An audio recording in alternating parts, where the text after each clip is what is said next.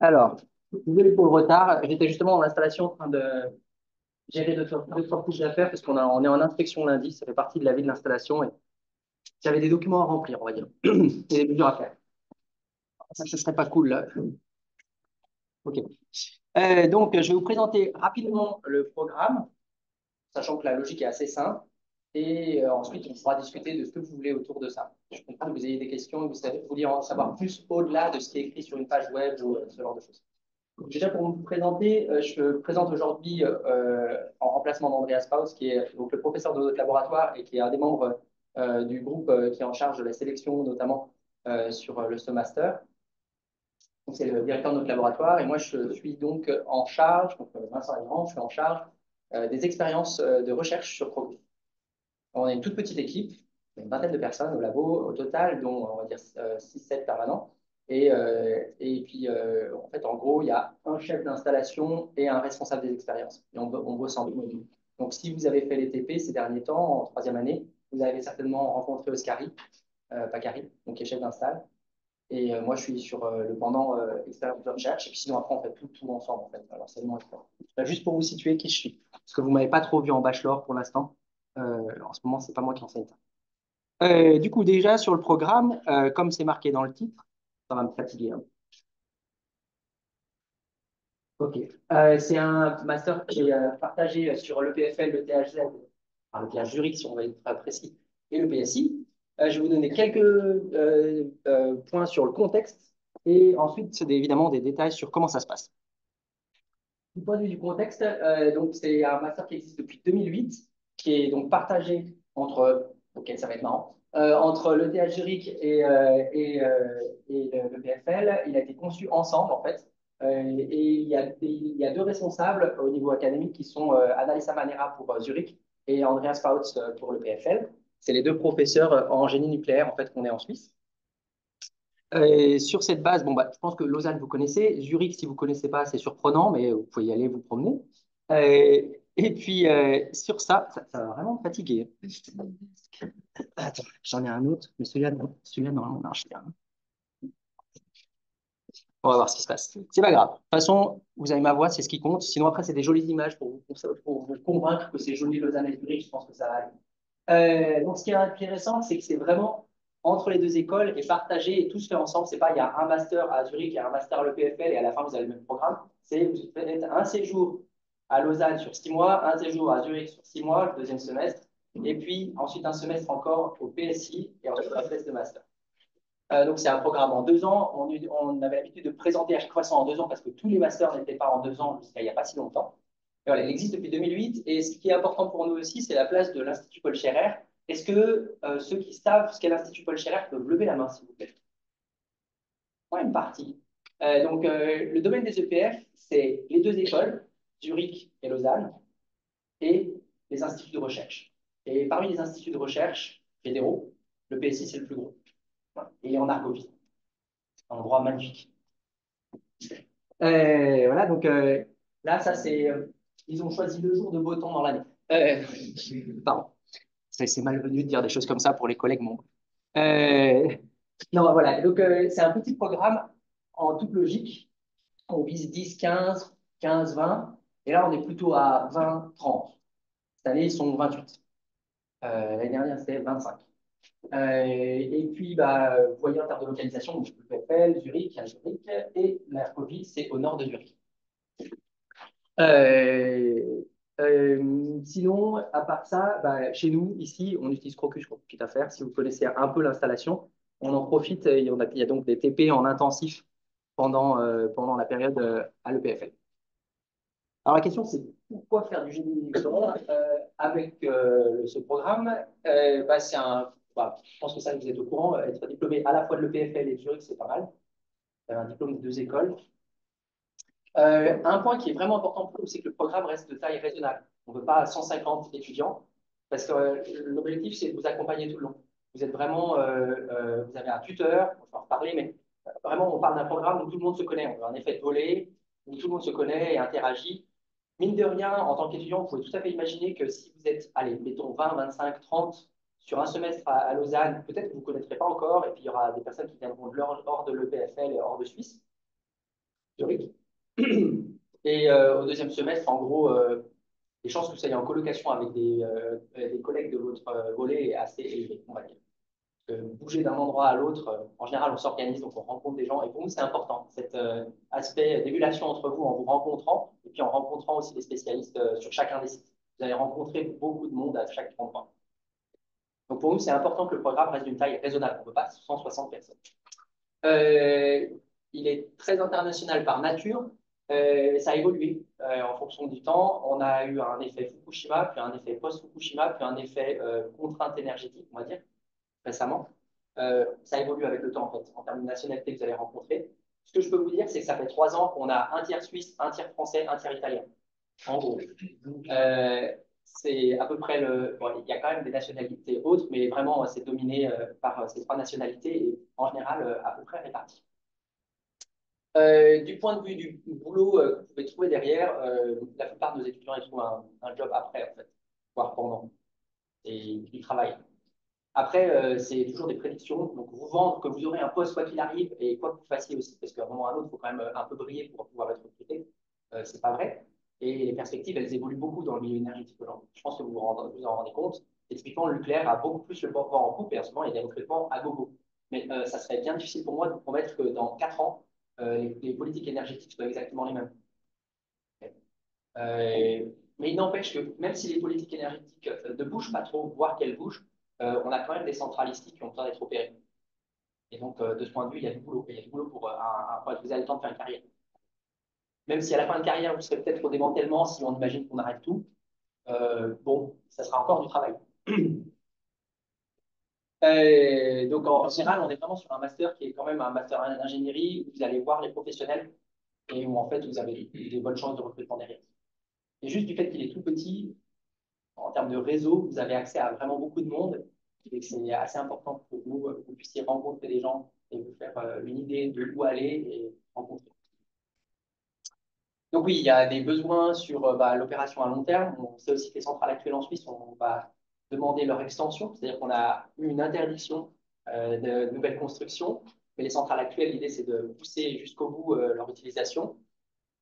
Puis après, il y aura le démantèlement, il y a la question aussi de la gestion des déchets. Je ne sais pas si vous avez vu, mais la NAGRA, donc, qui est l'institution qui s'occupe de ça en Suisse, financée par les industriels, a sorti un rapport récemment sur quoi, où, comment. Où en gros, ils disent pas vraiment quoi et pas vraiment où, pas vraiment comment. Parce qu'en fait, c'est justement une étape intermédiaire où ils proposent. C'est un début, on va dire. Mais un début déjà bien avancé, hein, on fait du boulot. Ça va être plus dur. Et puis après, donc oui, on est en collaboration. La Suisse, c'est tout petit. Donc tout le monde se connaît. Ce qui est bien si vous faites du bon boulot, ce qui est moins bien si vous faites du moins bon boulot. Mais en gros, ça veut dire quoi? Ça veut dire que, en fait, quand vous aurez traversé le master, vous aurez vu à peu près tous les milieux et vous aurez un réseau déjà bien large. Et on a, nous, des liens avec tous les partenaires possibles dans le coin, que ce soit côté énergétique, médical, etc. Il y a vraiment, c'est un réseau assez large qu'on connaît bien. Et il y a évidemment de la recherche. Mais là-dessus, je ne vais pas vous mentir, la recherche, c'est comme partout, hein. C'est un système où statistiquement, il n'y a pas de poste. Voilà. Je regarde, si vous voulez juste jouer les statistiques, vous ne serez jamais embauché. Donc, ça se construit une carrière en recherche, mais on ne sait jamais s'il y aura des postes ou pas et en quelle quantité. Dans d'autres domaines, il y en a quand même. Ce n'est pas un domaine où il n'y a rien. Il y a des postes, mais ça reste compétitif, on va dire. En général, si vous allez vers la recherche, il faut être prêt à bouger. Parce que la chance qu'il y ait le poste que vous vouliez sur la thématique que vous voulez et où vous êtes compétent à l'endroit où vous êtes, bon, voilà. Donc la recherche toujours, et dans notre domaine, il y en a clairement. Et de mon point de vue, elle est passionnante, mais ça, c'est question de goût. Mais voilà, il faut juste que vous ayez en tête toujours que la recherche, c'est un milieu à part de ce point de vue.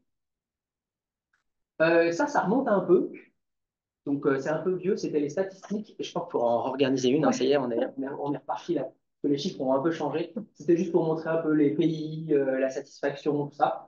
Euh, c'est encore à peu près vrai, sauf sur un point où c'est clairement pas vrai si ça s'affiche. Là, ça a changé. Clairement, on a plus de Suisses. La France, ça a à peu près augmenté. L'Italie, la Chine, on n'en a plus. Un peu de choses près. Ah, ouais, ça a bougé sur les nationalités. Sur le reste, il paraît que nos étudiants sont contents. Mais je vous invite à leur demander. Ça, c'est toujours mieux que moi qui vous annonce un chiffre. C'est pénible, mais moi je peux le voir là. Si je débranche, ça s'arrête tout, quoi. Tu veux essayer un truc?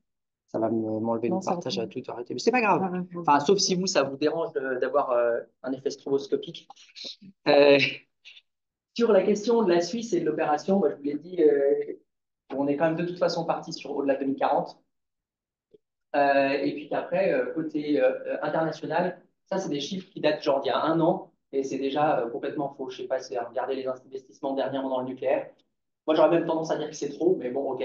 Euh, dans le sens où c'est un peu des effets d'annonce, notamment avec des gros investissements côté USA et côté français.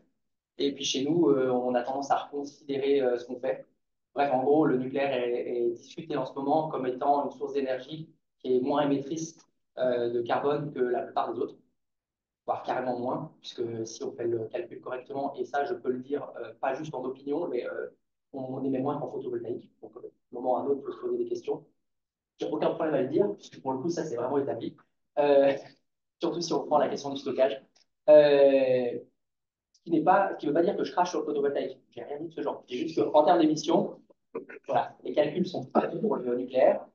Et en termes d'usage de ressources aussi. Ça, c'est quelque chose qui est régulièrement oublié dans les scénarios que vous pouvez lire ici ou là. La question de la consommation des ressources et de la disponibilité des ressources est un problème crucial. Et il n'y a pas beaucoup de technologies qui s'en sortent. Donc, globalement, je ne vais pas vous présenter un topo sur l'état du nucléaire. Je pense que vous avez vu beaucoup d'effets d'annonce, mais en fait, il y a beaucoup de choses qui sont quand même mises sur la table et qui sont en construction. Il y a des réacteurs qui deviennent opérationnels. Vous n'êtes pas obligé de rester en Suisse, il y aura ailleurs.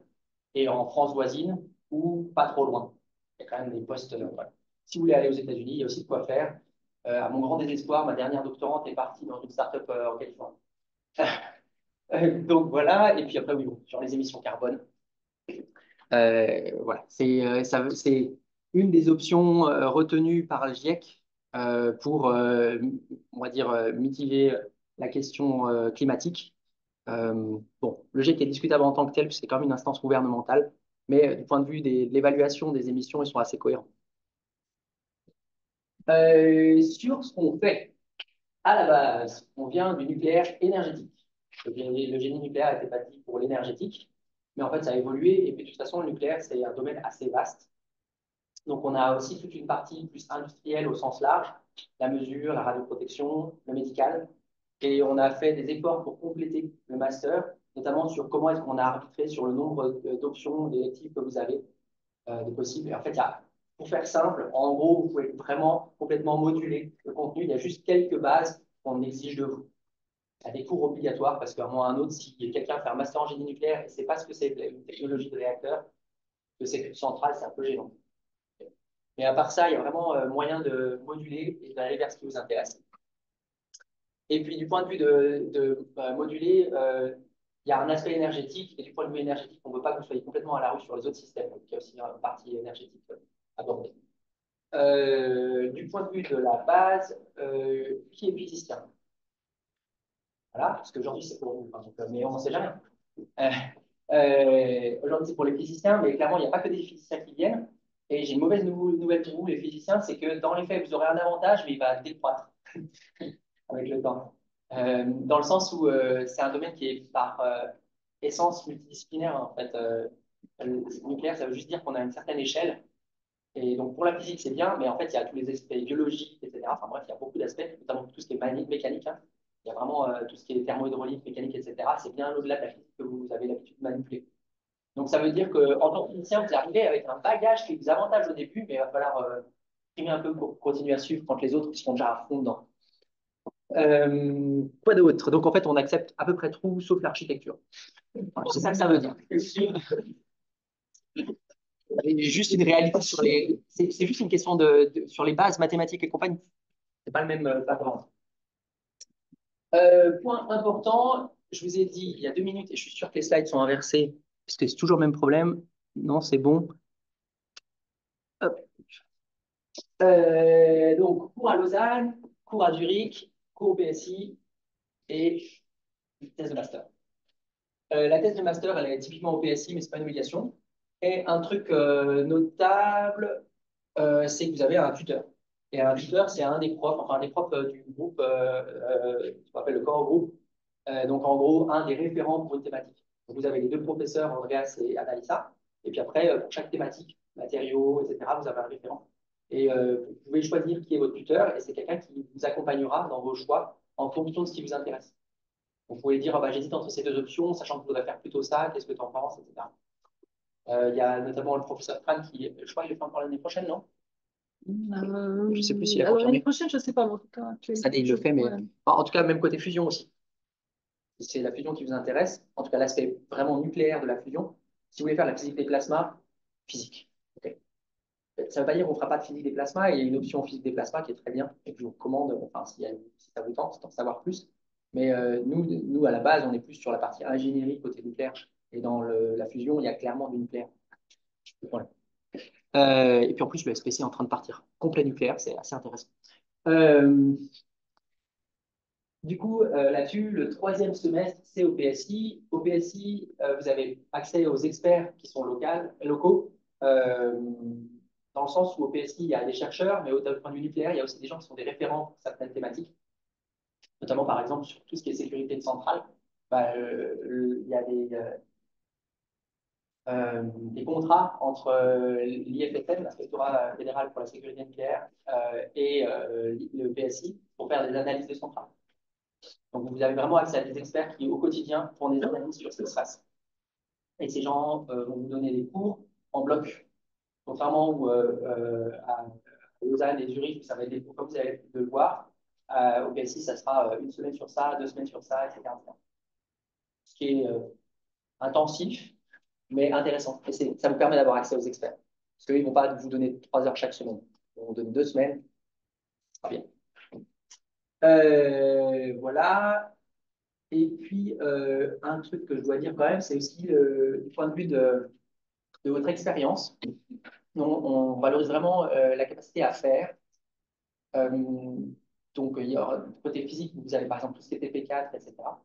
Chez nous, il y a aussi un équivalent de ce point de vue. Donc, quand vous êtes au PSI, vous avez un projet semestriel à faire dans un labo. Et puis, après la thèse de master, qui peut être une suite ou pas de ce que vous avez fait. Mais aussi, entre la première et la deuxième année, vous avez un stage obligatoire, a priori plutôt industriel. Ça peut être discuté, tant que c'est assez applicatif. Et ça, c'est 3 mois pour aller voir quelque part et juste faire un stage. C'est pas, il faut juste l'avoir fait. C'est pas le rapport qui va nous intéresser, c'est que vous ayez été quelque part et que vous ayez fait quelque chose. On a une liste de contacts et on vous recommande très tôt de contacter les gens qui vous intéressent pour trouver l'endroit où aller. Que vous ne vous retrouviez pas en avril ou mai avec aucune idée de là où vous ferez vos 3 mois. Ça veut dire aussi que c'est intensif, dans le sens où les vacances, bof, vous n'allez pas en avoir des masses. Ok. Je voulais peut-être juste Ouais. dire pour le stage, c'est quand même industrie parce que vous avez un diplôme ingénieur et pour avoir le titre d'ingénieur, il faut avoir une expérience Ouais. en entreprise. Donc, on peut négocier sur certains aspects, mais c'est quand même l'industrie qu'on vise. C'est un stage industriel, et après, vous aurez le temps pour la thèse de master de faire autre chose éventuellement. OK? Ouais. Ah, mais ce stage, il se fait jusqu'à quelle période Pendant l'été.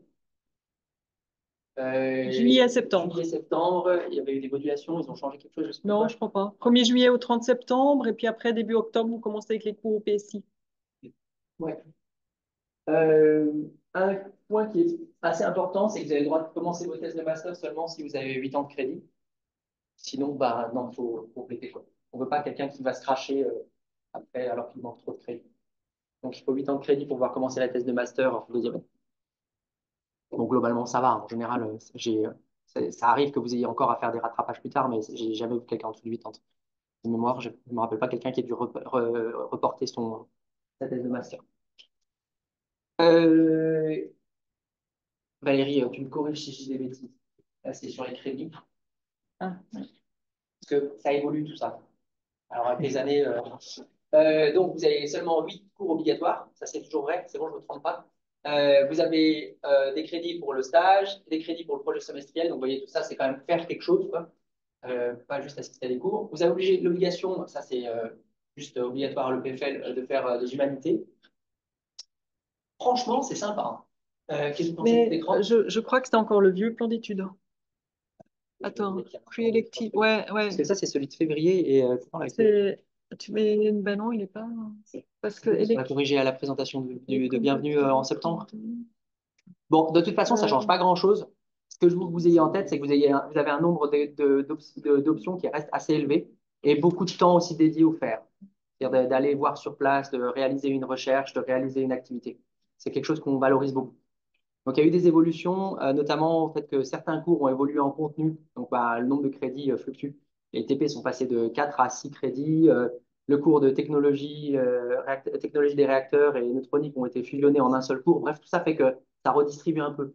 Mais bon, globalement, la logique reste la même. OK? Ouais, c'est impressionnant. J'ai jamais eu autant ce problème. Alors, un truc qui est assez incroyable, c'est que vous avez accès à des installations assez folles et vous allez visiter des lieux, beaucoup. Vous allez aller voir. Donc, vous allez voir pas mal d'endroits. Donc, ça, c'est les cellules en show au PSI. Pour vous montrer que le PSI a des choses à vous montrer aussi. Que ce soit Artist pour les aérosols, que ce soit Panda sur tout ce qui est thermohydraulique. Il y a des installations assez dingues au PSI et vous pouvez aller voir ça. Et puis, bah, je ne sais pas si vous connaissez Crocus. Qui connaît pas Crocus?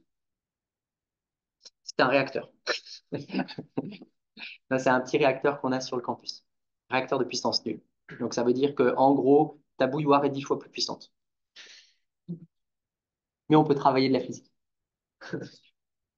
Ça, c'est juste pour vous montrer le genre de choses fun qu'on fait. Vous voyez qu'il y a des trucs qui bougent. Donc, ça, c'est les barreaux de combustible. C'est l'expérience Colibri où on fait osciller des barreaux de combustible pour voir l'impact que ça a sur le comportement du réacteur. Donc, c'est le genre d'expérience qu'on peut faire, par exemple. Et ça, c'était pour modéliser, pour avoir un cas expérimental propre de ce qui se passe en centrale, parce qu'en centrale, vous imaginez très bien quand vous faites une grosse cuve avec énormément d'énergie dedans, des fluides dans tous les sens, et ben, ça vibre. Ça induit des perturbations dans le comportement du réacteur. Et donc, nous, on étudie ça pour comprendre ces phénomènes. Pas fini d'ailleurs, on recommence les expériences, enfin, la phase 2 commence en janvier. Parce qu'on a installé 160 détecteurs dans le réacteur. Ça va être chouette. Voilà, c'est juste pour vous dire que vous allez aussi voir ce qu'on fait nous en recherche, parce qu'en fait, à chaque fois qu'on fait quelque chose en recherche, on essaie de vous en faire profiter en enseignant. Et puis, bah, en résumé, bah, c'est de l'énergétique au médical en passant par la détection, etc.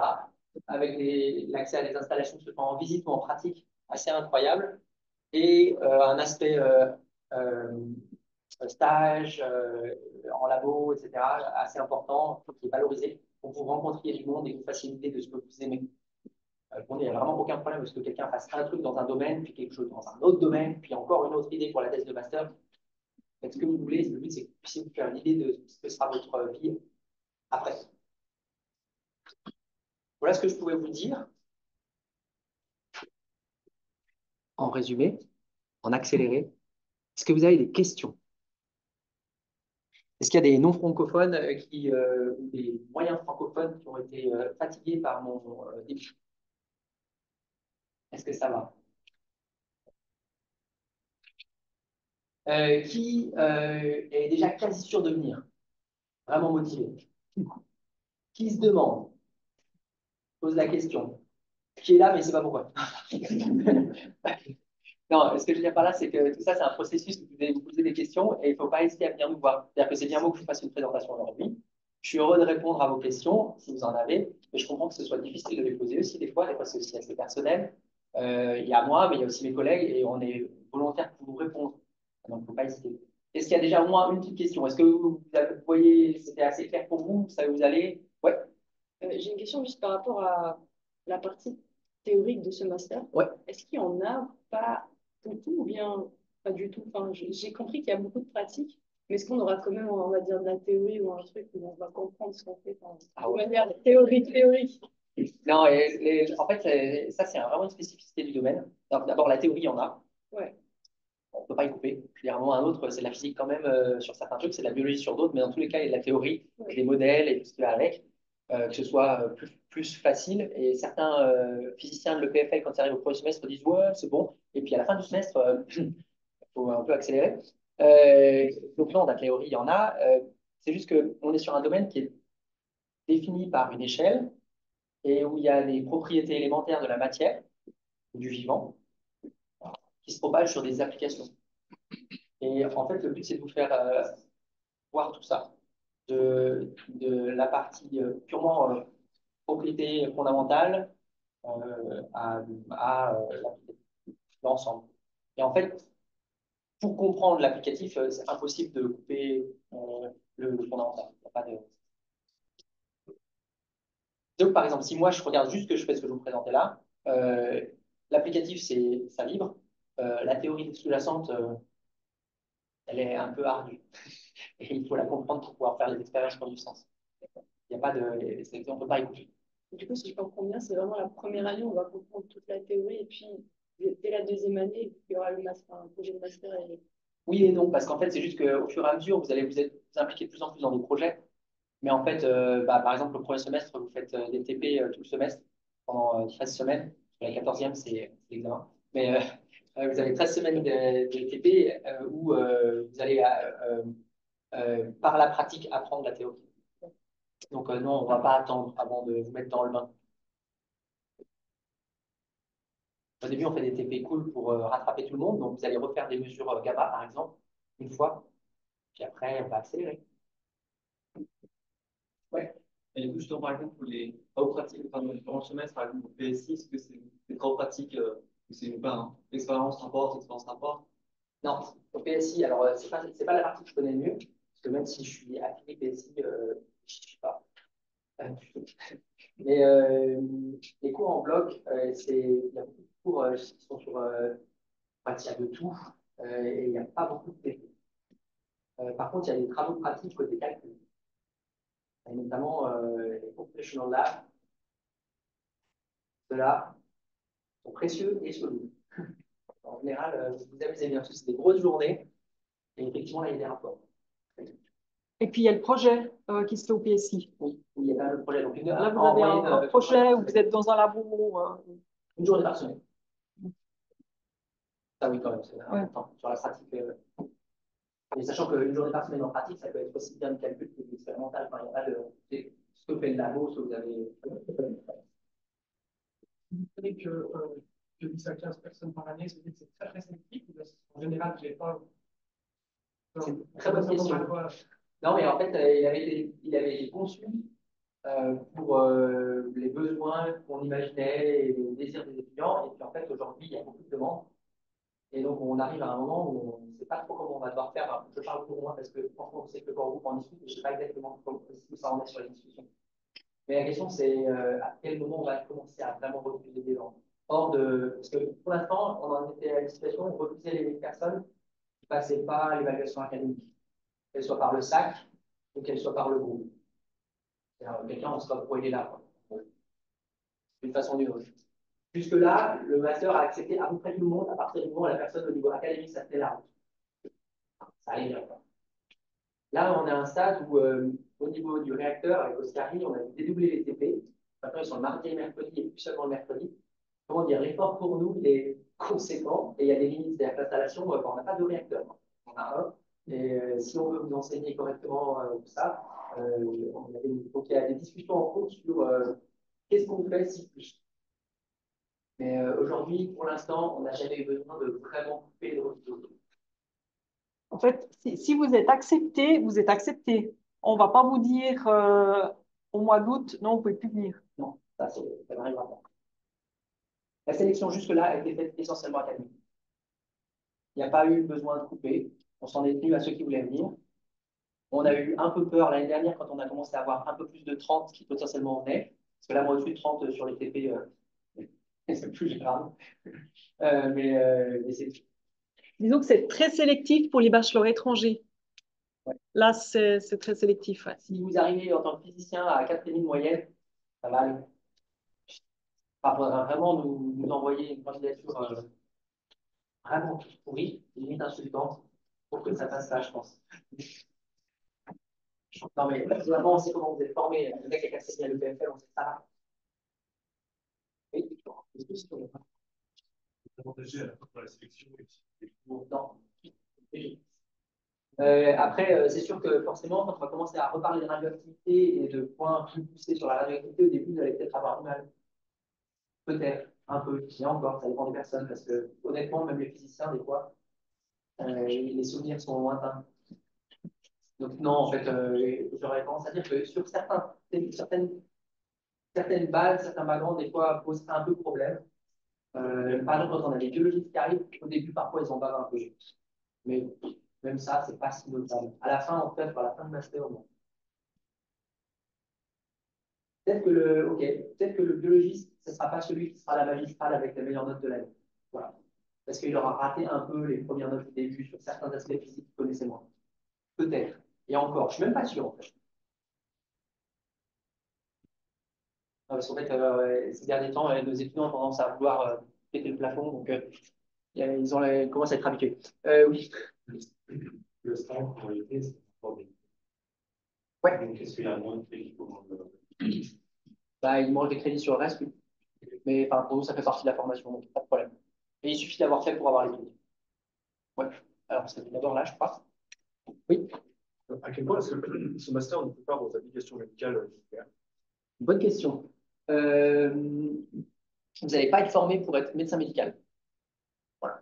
En gros, et vous allez être formé pour être ingénieur et éventuellement avec une connaissance sur tous les aspects médicaux physiques. Donc, c'est un peu différent. En gros, c'est la différence entre celui qui est embauché au CHUV pour être physicien médical, ingénieur médical, au sens de, je ne sais pas moi, la planification des irradiations pour les patients avec le médecin, et celui qui va développer les machines, faire qu'elles marchent bien et s'assurer qu'au niveau radioprotection, ça tient la route associé à ça. Enfin, voilà, c'est un peu la différence. Donc, en gros, sur les cours, il y a des options au semestre, déjà l'EPFL, qui est le cours de physique médicale. Et puis, il y a en radioprotection et application, il y a aussi des éléments. Et ensuite, il y a des cours d'imagerie, notamment à Zurich. Et après, il y a la partie détection aussi. Si vous voulez prendre l'option détection, on évoque toute la partie détection qui est hyper utile pour le médical. Donc, ouais, des cours qui sont associés d'une façon. Ouais, il y a toute ouais, même sur la partie imagerie, il y en a aussi vraiment en traitement du signal qui sont associés. Enfin, il y a vraiment de quoi faire. Notamment à Zurich, il y a vraiment une foule de cours sur le sujet. Mais sur ces cours-là, en général, on va plutôt chercher les options, parce qu'à Zurich, en fait, c'est tout des options. Si je ne me trompe pas, tu me dis. Hein, Non, il y a des cours obligatoires. Il y a des cours obligatoires aussi, mais je veux dire, il n'y en a pas. Si vous voulez vraiment étendre la côté médical, il y en a. Ouais. Au sujet des stages, il va y avoir une banque entre guillemets de stages où on va décider où est-ce qu'on va. On peut choisir où est-ce qu'on va dans la limite du raisonnable. On va vous fournir une liste de contacts et vous allez vous débrouiller. Non, en gros, on a une liste longue comme le bras de contacts un peu partout. Et puis, si vous voulez faire par vous-même, il n'y a pas de problème. Et si vous trouvez ailleurs, Ça devra juste être validé par votre tuteur. oui, à un moment ou à un autre, il faut quand même que académiquement, ça tienne. Ouais. Ça, je formule un peu pas. Ouais. Sur le stage ou sur quoi? Sur l'admission, c'est juste que nous, on ne veut pas des élèves qui se crachent. On veut qu'ils aient suffisamment les bases, aussi bien sur les connaissances que sur les apprentissages qui soient suffisants. Et en tant qu'étudiant en PFL avec un bachelor, vous avez eu largement assez d'apprentissage en termes de contenu et de méthode d'apprentissage pour pouvoir tenir. Et donc, ça veut dire quoi? Ça veut dire que personnellement, et puis tout le monde dans le master, on n'est pas inquiet pour un étudiant qui a réussi à faire son bachelor correctement. Pour le master, ça ira. Ouais, ça ira. Ouais. C'est plutôt pour les personnes qui sont étrangères où on vérifie que le contenu est suffisant, que le niveau sera suffisant, etc. C'est juste à EPFL et à Zurich, l'extérieur. Ajouter que si vous avez 4,5 sur la première et la deuxième année, ça va passer. En dessous, votre dossier sera regardé un petit peu plus à fond. C'est un peu une chance que vous avez et en même temps, c'est un peu une difficulté parce qu'avant, c'était 4,5, c'était coup près. Maintenant, on regarde, donc il faut nous montrer qu'il y a eu du progrès, etc. Ce genre de choses. Parce que ouais, enfin, les masters spécialisés étaient sur sélection et là, ils ne le sont plus. Voilà, enfin, en tout cas pour nous. C'est pas parce que vous êtes en dessous de 4,5 que vous allez vous planter. Non, c'est pas comme ça, c'est pas les choses. J'ai jamais été un grand fan de cette chose. Mais... Oui. Juste, je comprends pas. Du coup, si, imaginons, il y a un très grand nombre de candidatures, mais du coup, il y a 2 dates pour candidater. Ouais. Ça veut dire, du coup, que par exemple, tous les bons candidats pour le 15 décembre auront la réponse le 31 mars, comme Ouais. ça. Mais du coup, si on candidate le 31 mars, comme ça, Il n'y a plus de place. il n'y a plus de place, non? Non, il y aura pas plus non, non, Il y a aura pas toujours eu plus de des places. Il y aura toujours. Du coup, il n'y a pas un désavantage de postuler avant ou après, c'est Non. pareil. Ouais, C'est juste pour vous si vous voulez fixer si c'est OK ou pas. c'est plus confortable. C'est plus confortable pour tout le monde, même pour nous, hein, que vous candidatez avant, parce qu'au moins on voit où on va. D'accord. Je pense que là, on va arriver à la période où il va falloir refuser des gens ou trouver une autre façon de faire et ça va être compliqué, mais on n'y est pas encore. Enfin, on voit bien que à un moment ou à un autre. Et puis, vous, être trop gros, c'est pas intelligent non plus parce que le but, c'est pas que vous galériez à trouver un poste. S'il y a trop de personnes formées par rapport aux besoins, c'est complètement stupide. Oui. Est-ce que vous auriez des exemples de débouchés dans l'industrie de l'armement après ce Est-ce qu'il y a des postes dans l'armement? Non, quel débouché est-ce que ce secteur permet d'avoir? Je vais vous prendre un exemple concret. Une étudiante de chez nous qui est actuellement en train de faire une thèse en propulsion navale en France. Et du coup, je ne peux pas vous dire ce qu'elle fait. Je connais le labo. Je connais les gens aussi. Par exemple. Au-delà, sur la question de la militaire, il faut quand même voir qu'il y a la question en général des accès, sur des nationalités. Vous allez avoir du mal à avoir accès à certaines unités françaises ou américaines si vous êtes suisse, voire pas européen. En vrai, vous n'irez juste pas. Vous pourrez demander, mais ça s'arrêtera là. En fait, dans le domaine, c'est assez standard d'avoir une évaluation sur quel. Si vous faites typiquement une thèse en France, ou même juste un poste en France dans un laboratoire nucléaire, il y aura de toute façon, si c'est sur un site nucléaire, il y aura de toute façon 3 mois d'enquête pour vérifier que ça tient la route pour la sûreté. Ça tient la route étant, désolé, j'utilise un peu trop ce mot aujourd'hui, mais ce qu'ils vont regarder, typiquement, c'est que vous n'êtes pas complètement problématique, un peu plus social. Mais ça, en fait, c'est rare que ça arrive. Ce qu'ils vont regarder en général, c'est ce qui va faire pression sur vous. Et donc, le faire pression sur vous, c'est là où c'est le plus dur. C'est typiquement, ils vont regarder s'il y a des personnes endettées dans votre famille. Qui vont vous appeler en disant j'ai besoin d'argent, fais ça parce que quelqu'un m'attendait ça. Par les enquêtes dans le nucléaire, ça existe. C'est un grand classique sur pas mal de sites, mais pas partout, mais pas sur tout. C'est un petit volet. Puis en général, si c'est juste pour aller sur un centre comme par exemple Cadarache ou Saclay, je pense, j'ai vu des gens refuser, mais c'est vraiment très très rare et des cas particuliers. Ou même on pouvait se douter de ça. C'est pas anodin, par exemple, dernièrement, on a un de nos étudiants où on était ennuyé pour une thèse, et on l'a pas recruté sur cette thèse, mais sur une autre, parce qu'on voulait vraiment le recruter, parce qu'il était libanais et qu'il n'avait pas accès au code de calcul. C'est un code de calcul américain et on n'arrivait juste pas à avoir la licence pour lui. Typiquement, ça peut arriver, mais c'est des cas particuliers. Vous n'en faites pas, j'ai une bonne thèse. D'autres questions? Est-ce que vous savez si vous allez plutôt sur, c'est pas moi, de la recherche déjà? Personne? Un peu des questions? Non, de toute façon, la recherche, c'est un peu optionnel, c'est-à-dire on va voir, quoi. R&D?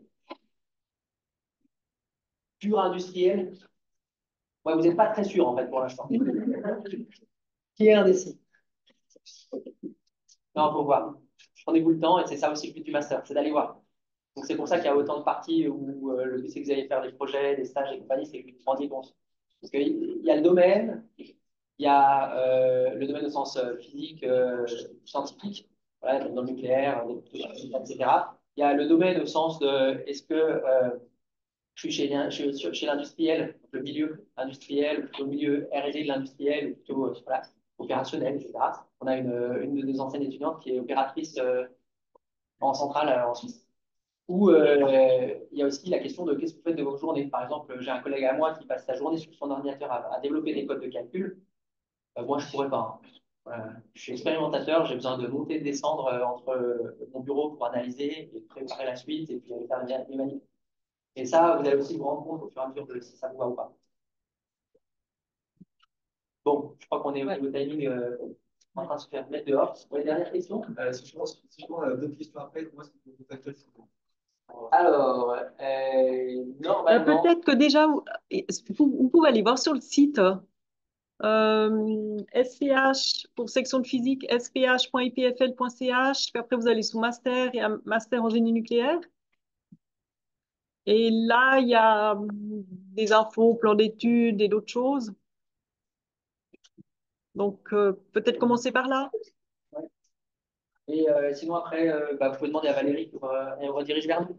Ouais. Je pense que c'est le plus simple parce que la probabilité que vous nous par mail est quand même pas faible et que Valérie a souvent les réponses.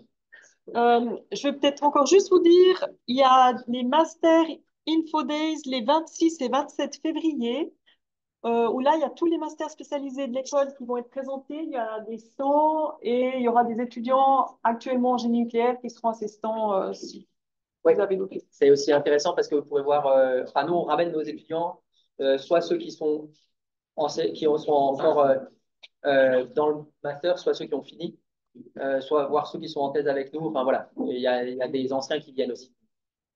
C'est toujours un effort pour que vous puissiez les rencontrer. C'est les meilleurs juges de ce que ça donne. Merci d'avoir été là aujourd'hui, ça fait plaisir que ça vous intéresse. Bon courage pour ces choix difficiles. Il n'y a pas vraiment de mauvais choix, hein, je vous rassure. À la fin, vous allez choisir quelque chose et ça sera chouette. Et puis au pire, vous pourrez toujours changer d'avis. Parce que c'est long la vie. Bonne journée.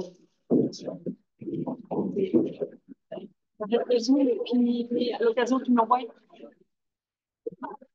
Au revoir sur Zoom.